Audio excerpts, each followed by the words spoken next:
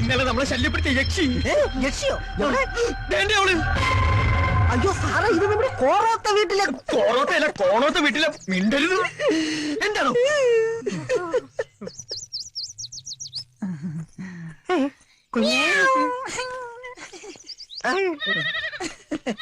സാറേ, അത് ആരാണെന്നാ പറഞ്ഞത്? യക്ഷി. അപ്പൊ ചന്ദ്രപ്പനെ തലക്കടിച്ചിട്ട് ഈ യക്ഷിയാണെന്നാണോ? അതാണോ? എന്താണോ ചിരിക്കുന്നത്? ചിരിപ്പിച്ചിട്ട്. ഇത് യക്ഷിയല്ല, കച്ചി വേറെ. നിർത്തോ, തന്റെ ജോലി ഞാൻ തെറിപ്പിക്കും. പിന്നെ ജീവിതത്തിൽ താൻ ചിരിക്കത്തില്ല. കുട്ടി മാപ്പാക്കണം. ഒരു വക്കാലത്ത് വേണ്ട. ആൾ എന്തെന്നെ വിളിച്ചേ? യക്ഷിന്നോ? ഞാൻ ആരാന്നൊക്കെ കാണിച്ചു കൊടുക്കാം. സാറേ, ആ കുട്ടി പ്രേതമൊന്നും അല്ല. സാർ എന്തിനാ അതിനെ യക്ഷി എന്നൊക്കെ വിളിച്ച് കളിയാക്കുന്നത്? ഇനി അതെങ്ങാനും വീട്ടിൽ ചെന്ന് പറഞ്ഞ ആകെ കുഴപ്പാവത്തേ ഉള്ളൂ. ഏതാ അവള്? ഈ കഴിഞ്ഞ ഇലക്ഷൻ ജയിച്ച MLA-യുടെ ചേട്ടന്റെ മോളാ. ഈ നാടിന്റെ പ്രത്യേകത അനുസരിച്ച് MLA എന്ന് വെച്ചാൽ മന്ത്രിയുടെ പവറാ. സഖാവ് കോറോത്ത് രാഘവൻ, ദുർവാസാവിന്റെ അവതാരം. അതിനേക്കാൾ ഭീകരമാണ് അമ്മ കടത്തനാട്ട് മാധവി. മക്കളെ മുലയൂട്ടി അല്ല വളർത്തിയത്, ചോരയൂട്ടിയാ.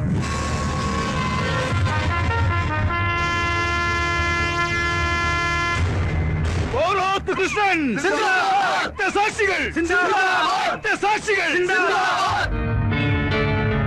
നൊന്തുവെറ്റ രണ്ട് മക്കളെയും പാർട്ടി വിട്ടപ്പോ തറവാട് പിഴച്ചു എന്ന് പറഞ്ഞവരായ എന്റെ കുടുംബക്കാര്. ഒടുവിൽ എന്റെ മൂത്ത മോൻ പ്രസ്ഥാനത്തിന് വേണ്ടി രക്തസാക്ഷിയായപ്പോൾ ഈ അമ്മ തകർന്നില്ല. ആ നഷ്ടം വിധവയായ അവന്റെ ഭാര്യയും മോളെയും ഞാൻ അറിയിച്ചില്ല.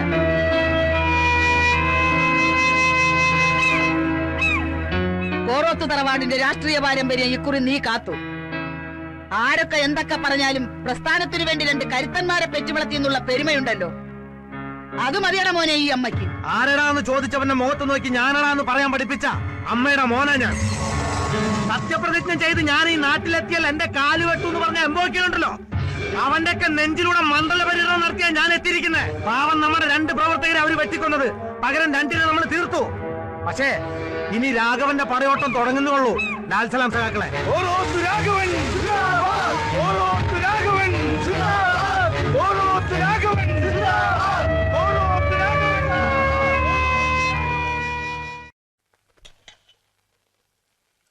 എല്ലാം കേമമായി. പക്ഷെ ഒരു കുറവുണ്ട്. കണ്ണൂർ ജയിലിൽ നടന്ന കുഴപ്പത്തിന്റെ പേരിൽ നമ്മുടെ ചെക്കനെ തിരുവനന്തപുരത്തേക്ക് മാറ്റിയിട്ട് തിരിച്ചിങ്ങോട്ട് കൊണ്ടുവരുമെന്ന് പറഞ്ഞിട്ട് എന്തായി? MLA എന്താ ഒന്നും മിണ്ടാത്തത്? വിഷമുണ്ട് ഈ വിജയാഘോഷത്തിൽ ഹരി ഒപ്പം ഇല്ലാത്തത്. ജയിലിലെ പ്രശ്നത്തിൽ ആൾനഷ്ടം ഉണ്ടായത് നമുക്കാ. പിന്നെ അതിന്റെ പേരിൽ പീഡനം അനുഭവിക്കുന്നത് നമ്മുടെ ആൾക്കാരാ. ആര് പറഞ്ഞു ജോസേട്ടാ? ജയിലിൽ ഇപ്പൊ രാഷ്ട്രീയ തടവുകാർക്ക് VIP ട്രീറ്റ്മെന്റാ. ഈ കാലൻ ആ സുഖം എത്ര അനുഭവിച്ചതാ. കാരം പറഞ്ഞത് നേരാ, ഞാനും കേട്ടിട്ടുണ്ട്. ഒരു പാർട്ടി കൊലയാളിയായിട്ട് ജയിലിൽ പോയ എന്തൊക്കെ സൗഭാഗ്യങ്ങളാ. Super lottery അടിച്ചതുപോലെ. അധ്വാനിക്കണ്ട, കുടുംബത്തെ പാർട്ടി നോക്കിക്കൊള്ളും, അനന്തരാവകാശികൾക്ക് ജോലി, ജയിലിൽ നിന്നിറങ്ങിയാലോ ത്യാഗി. ഉള്ളത് പറയാമല്ലോ, ഒരുത്തനെ കൊല്ലാൻ എനിക്ക് കൊതി തോന്നുന്നു. വിടുക പറയാതെ പോകത്ത്. ഇവിടെ ഹരിയുടെ ആൾബലവും ശക്തിയും അറിഞ്ഞുകൊണ്ട് തന്നെയാ അവരവനെ മനഃപൂർവ്വം തിരുവനന്തപുരത്തേക്ക് മാറ്റിയത്. നമ്മളൊതുക്കാൻ ഭരണപക്ഷമായി ചേർന്ന് കളിച്ചതാ തെണ്ടികള്. അതിനുള്ള മറുപടി ഞാൻ ഭരതന് കൊടുക്കും. ഹരിയെ പുറത്തു കൊണ്ടുവന്നിട്ട്.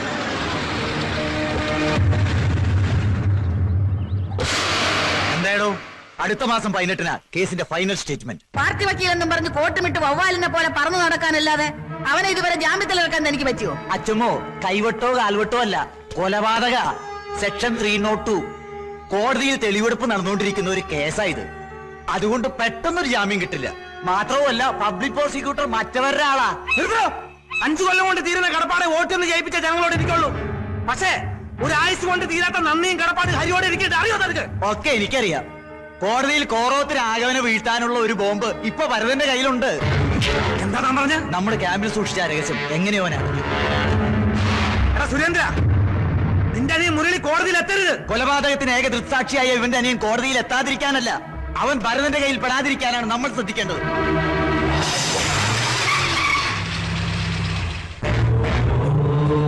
ഓനെവിടെയുണ്ട് മുരളി? അവൻ എവിടെയാണെന്ന് എനിക്ക് അറിയില്ല. അറിയില്ല സാറ്. ഞങ്ങളുടെ ശശിധരൻ മാസ്റ്ററെ കൊന്നത് കോറോത്ത് രാഘവനോ? അതിനേക സാക്ഷിയാ മുരളി. സാക്ഷിയായി പോയെന്നല്ലാതെ എന്റെ മോൻ ഒരു പാർട്ടിയുമില്ല. കൊള്ളാം. പാർട്ടിയോ ആൽബലോ ഇല്ലാതെ ഇനി അമ്മയുടെ മോൻ ഈ നാട്ടിൽ ജീവിക്കാൻ പറ്റുമെന്ന് തോന്നുന്നുണ്ടോ? പേടിക്കണ്ട, മോന്റെ ജീവൻ ഞങ്ങൾ കാത്തോളാം. പക്ഷേ അവൻ സാക്ഷി പറയണം. MLA ടിക്കറ്റ് നഷ്ടപ്പെടാതിരിക്കാൻ വേണ്ടി കൊലക്കുറ്റം ഒരു ക്രിമിനലിനെ ഏൽപ്പിച്ചു. എന്നിട്ട് പാർട്ടിയിൽ പ്രമാണിത്വം കവിഞ്ഞ് നടക്കുക ആ തെണ്ടി. അവന്റെ മുഖം കോടതിയുടെ മുൻപിൽ എനിക്ക് പിച്ച് ചീന്തണം. അതിന് അമ്മയുടെ മോനെ എനിക്ക് കിട്ടിയേ തീരൂ. സ്വന്തം കൂടപ്പുറപ്പാ. ഏത് പാതാളത്തിൽ ചെന്നൊളിച്ചാലും നിനക്ക് അവനെ കണ്ടുപിടിക്കാൻ പറ്റൂ. ഒരു ശശിധരൻ മാഷ് എന്റെ മൂത്ത മോൻ കൃഷ്ണനെ വെട്ടിക്കൊന്നതിലെ 1-ാം പ്രതി ഞാൻ നെറികെട്ടവനാ. അനുജൻ വേണോ ഞാൻ വേണോ അത് തീരുമാനിക്കേണ്ടത് നീയാ.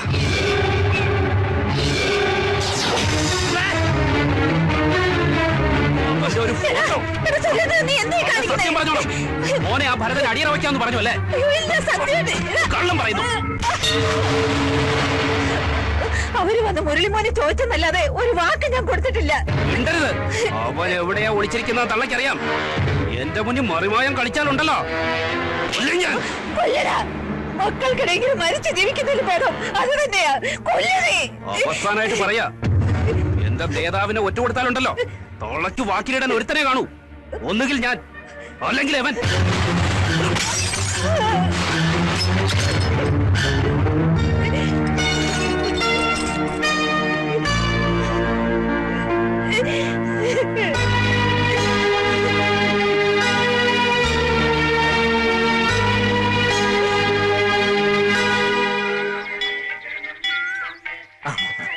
വക്കീലെ പ്രസാദം. അയ്യോ പാടില്ല. പ്രത്യയശാസ്ത്രപരമായി ഞങ്ങൾ ഇതിനൊക്കെ എതിരാ. പിന്നെ MLA പറഞ്ഞ പോലെ ഇതൊക്കെ ലേഡീസ് സെക്ഷനാ. അയ്യോ മോളെ, മോളുടെ പുസ്തകം. അച്ഛമ്മേ, ഞാനെന്ന് ആയിഷയുടെ വീട് വരെ പോയിക്കോട്ടെ. തൊഴാനിറങ്ങിയ നിന്റെ കയ്യിൽ ഈ വായനശാല പുസ്തകം കണ്ടപ്പോഴേ എനിക്ക് മനസ്സിലായി.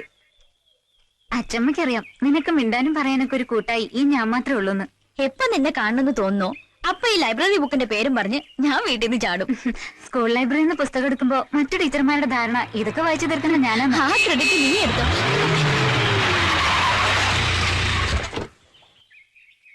പെങ്ങളെ ഒരു 2 മിനിറ്റ്, എനിക്ക് ആ കുട്ടിയോട് പേഴ്സണലായിട്ട് ഒരു കാര്യം പറയാനുണ്ട്. അന്ന് യക്ഷിയെന്ന് വിളിച്ചതിന് നേരിൽ കണ്ട് മാപ്പ് ചോദിക്കാൻ കാത്തിരിക്കുകയായിരുന്നു. പിന്നെ മനസ്സിലായത് കുട്ടിയെ യക്ഷിയെന്നല്ല പിശാചെന്നാ വിളിക്കേണ്ടിയിരുന്നത്. താൻ എന്താ കരുതിയത്? ചലഞ്ച് വോട്ട് ചെയ്ത് ബാക്കിയെല്ലാവരും മണ്ടന്മാരാക്കാന്നാ? ചലഞ്ച് വോട്ടോ? അതെ, മരിച്ചുപോയ കുന്നത്ത് വീട്ടിൽ മൈഥിലി എന്ന വോട്ടറുടെ പേരിൽ താൻ കള്ള വോട്ട് ചെയ്തു. അതെ, ഞാൻ അന്ന് ചെയ്തത് കള്ള വോട്ട് തന്നെയാ. താൻ എന്ത് ചെയ്യും? നിക്കവിടെ. അതെ, നിയമത്തിന്റെ മുന്നിൽ താൻ കുറ്റക്കാരിയാ. അതിനുള്ള ശിക്ഷ തനിക്ക് വാങ്ങി തന്നിട്ട് എന്നെ ബാക്കി കാര്യം. എന്ത് ശിക്ഷയോ? ഹെഡോ മൃഗ ഡോക്ടറെ, ഈ നാടിനെ കുറിച്ച് തനിക്ക് എന്തറിയാം? നിയമം പറഞ്ഞോണ്ട് ഇനി ഇങ്ങോട്ട് വന്നാലുണ്ടല്ലോ നിന്ന് ചലിക്കാൻ തന്റെ കഴുത്തിന് മുകളിൽ തല കാണില്ല. താൻ ആരോടോ, ഉണ്ണിയാർച്ചയോ അതോ പൂലൻ ദേവിയോ? ആണുങ്ങളോട് ചോടി സംസാരിക്കരുത്. തനിക്ക് ഞാൻ ആരാന്ന് കാണിച്ചു തരാം. മടി.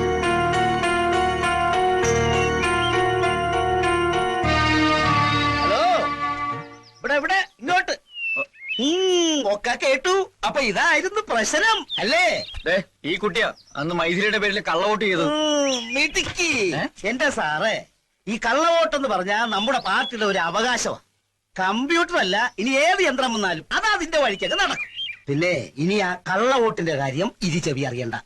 ഇനി അതിന്റെ പേരിലൊരു തർക്കം ഉണ്ടായാൽ ആ കുട്ടിക്ക് വേണ്ടി എനിക്ക് ഏറ്റുകത്തി എടുക്കേണ്ടി വരും. ഞങ്ങൾക്ക് പാർട്ടി എന്ന് വെച്ചാ അത്രയ്ക്ക് ജീവനാസ.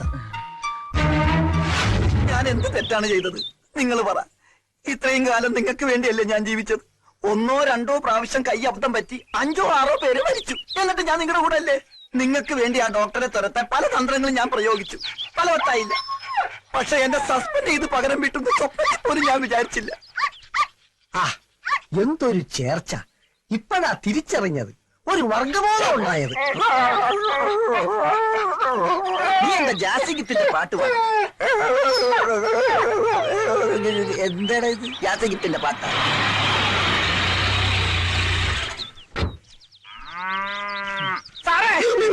എന്തോ ആ കാല്? എന്തിന് കാല് പിടിച്ച് പാപ്പ പറയാനാ? മനുഷ്യരോട് ടെൻഷൻ അടിച്ച് അടുക്കുമ്പോൾ അയാളൊരു ഓടോ മാറി.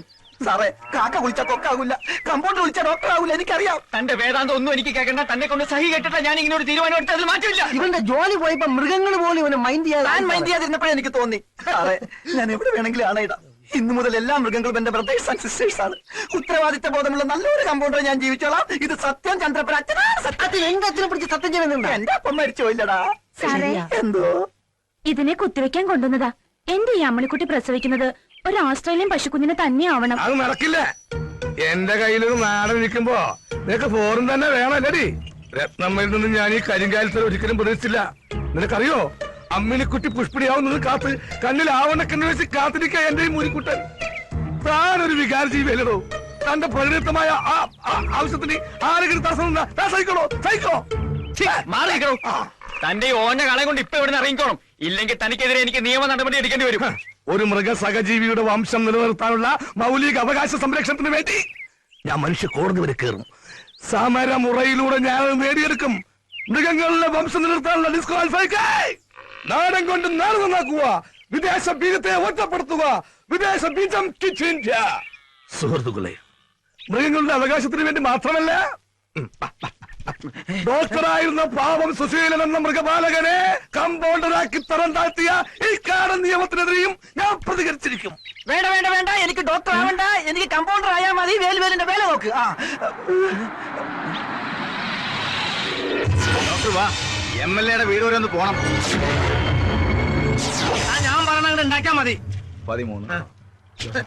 SI ആയാലും CI ആയാലും നമ്മളെ പിള്ളേരെ തൊട്ടികൾക്ക് അവന്റെ സ്കൂളിൽ ഞാൻ പൂട്ടിയും. അപ്പൊ ഞങ്ങള് 1 മണിക്കൂറിനകം അവർ ലോക്കപ്പിൽ നിന്ന് ഇറങ്ങിയിരിക്കും. നിങ്ങൾ ചെല്ല്. 16.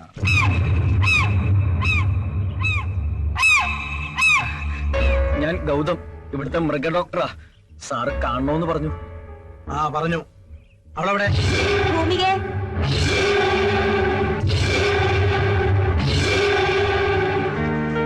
എന്താ ചെറിയച്ചാ? ഇവിടുത്തെ മൃഗ ഡോക്ടറാ. പട്ടിക്ക് എന്ത് സൂയില്ലാന്ന് പറഞ്ഞില്ലേ? ആ. കാണിച്ചു കൊടുക്ക്. ആ. വട വയ്ക്കില്ലേ?